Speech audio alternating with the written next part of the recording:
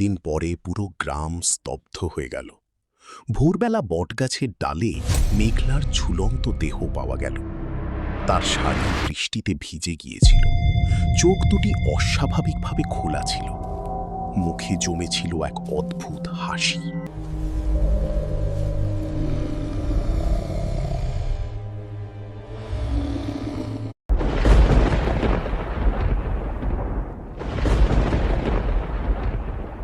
এই গল্প সেই মেয়েটির।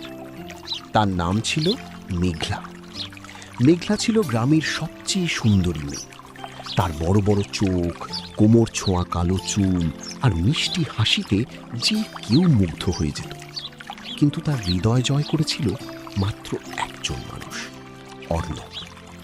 অর্ণব ছিল পাশের গ্রামের ছেলে, কলেজে পড়ত। একদিন হাটে যাওয়ার পথে তাদের প্রথম দেখা হয়। তারপর ধীরে ধীরে পরিচয়, বন্ধুত্ব আর শেষে ভালোবাসা। তাদের প্রেম ছিল গভীর। প্রতিদিন সন্ধ্যায় তারা সেই পুরনো বটগাছের নিচে দেখা করত, ঘন্টার পর ঘন্টা কথা বলতো, ভবিষ্যতের স্বপ্ন দেখত। অর্ণব বলতো, মেঘলা, আমি তোমাকে ছাড়া বাঁচতে পারবো না। তাহলে প্রমাণ দাও। কি প্রমাণ চাই? যে তুমি সত্যিই আমাকে ভালোবাসো। একদিন পুরো পৃথিবীকে দেখিয়ে দেব। সেদিন মেঘলা লজ্জায় মুখ নিচু করে ফেলত। কিন্তু পৃথিবী কখনো কখনো প্রেমের শত্রু হয়ে ওঠে। যখন দুই পরিবারের কাছে তাদের সম্পর্কের কথা পৌঁছল, তখন শুরু হলো বাধা। মেঘলার বাবা ছিলেন অত্যন্ত কঠোর মানুষ। তিনি মেয়ের বিয়ে ঠিক করে ফেললেন এক ধনী ব্যবসায়ীর সঙ্গে। মেঘলা কান্নাকাটি করল, অনুরোধ করল, কিন্তু কেউ শুনল না। এক রাতে সে অর্ণবকে বটগাছের নিচে ডেকে পাঠালো। মুষলধারে বৃষ্টি পড়ছিল, মেঘলার চোখে জল। অর্ণব, বাবা আমার বিয়ে ঠিক করে ফেলেছেন। অর্ণব যেন পাথর হয়ে গেল। তুমি কি বলছো? আমাকে বাঁচাও, আমি তোমাকে নিয়ে পালিয়ে যাব। তাহলে আমার পরিবার শেষ হয়ে যাবে। আমি সেটা চাই না। তাহলে কি করব? মেঘলা কিছুক্ষণ চুপ থেকে বলল, তুমি কি আমাকে সত্যি ভালোবাসো? এই প্রশ্ন কেন? উত্তর দাও। আমার প্রাণের চেয়েও বেশি। মেঘলা গভীরভাবে তার দিকে তাকালো।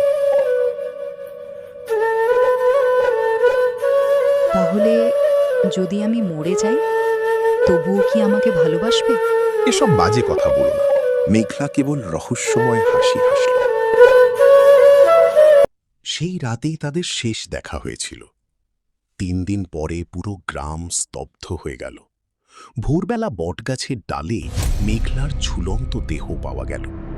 তার শাড়ি বৃষ্টিতে ভিজে গিয়েছিল, চোখ দুটি অস্বাভাবিকভাবে খোলা ছিল, মুখে জমেছিল এক অদ্ভুত হাসি। পুলিশ এলো। সবাই বলল আত্মহত্যা। কিন্তু গ্রামের বৃদ্ধরা বলল ব্যাপারটা স্বাভাবিক নয়। মেঘলার দাফন সম্পন্ন হল। অর্ণব যেন পাগল হয়ে গেল। সে কারো সঙ্গে কথা বলতো না। রাতের পর রাত বটগাছের নিচে বসে থাকত। স্তব্ধ হয়ে গেল। ভোরবেলা বটগাছের ডালে মেঘলার ঝুলন্ত দেহ পাওয়া গেল। একদিন গভীর রাতে সে সেখানে বসে কাঁদছিল। হঠাৎ তার কানে ভেসে এলো পরিচিত কণ্ঠ। অর্ণব? সে চমকে উঠল। চারপাশে কেউ নেই। আবার সেই কণ্ঠ। অর্ণব, আমি এসেছি। বাতাস হঠাৎ ঠান্ডা হয়ে গেল। গাছের পাতা অস্বাভাবিকভাবে কাঁপতে শুরু করল। অর্ণব ধীরে ধীরে পিছনে ফিরল। আর যা দেখল তাতে তার বুকের রক্ত হিম হয়ে গেল। সামনে দাঁড়িয়ে আছে মেঘলা, সেই একই শাড়ি, কিন্তু তার পা মাটিতে নেই। চুলগুলো মুখ ঢেকে রেখেছে, গলায় দড়ির কালো দাগ, চোখ দুটি অস্বাভাবিক সাদা। অর্ণব ভয়ে জমে গেল, কিন্তু আশ্চর্যভাবে তার মনে আতঙ্কের চেয়ে ভালোবাসাই বেশি কাজ করল। মেঘলা। আত্মাটি ধীরে ধীরে হাসল।